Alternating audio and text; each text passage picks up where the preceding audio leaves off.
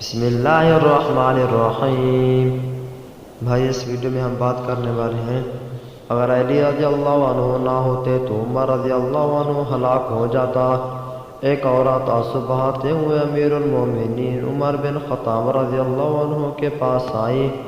اس کا حال یہ تھا کہ کپڑے میلے کچیلے تھے، ننگے پاؤں تھی، پیشانی اور پساروں سے خون بہہ رہا تھا، اور اس عورت کے پیچھے ایک طویل قامت آدمی کھڑا تھا۔ اس آدمی نے زوردار آواز میں کہا، اے دانیہ! حضرت عمر رضی اللہ عنہ نے فرمایا، مسئلہ کیا ہے؟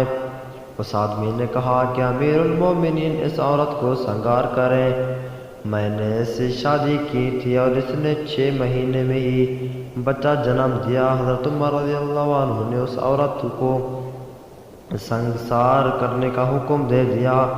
حضرت علی رضی اللہ عنہ نے، جو حضرت عمر رضی اللہ عنہ کے برابر بیٹھے تھے، انہوں نے کہا، اے امیر المومنین، یہ عورت زنا سے بری ہے۔ حضرت عمر رضی اللہ عنہ نے فرمایا کہ وہ کیسے؟ حضرت علی رضی اللہ عنہ نے فرمایا کہ اللہ تعالیٰ کا ارشاد ہے، وَحَمْلُهُ وَفِصَالُهُ 30 شَهْرًا، سورۃ الکہف آیات نمبر 15، اور دوسری جگہ فرمایا ہے، وَفِصَالُهُ فِي عَامٍ، سورۃ لقمان صفحہ نمبر 14۔ تو جب ہم اس سے رضاعت کی مدت نکالیں گے، جو کہ 30 مہینوں میں سے جو 20 مہینے ہیں، تو 6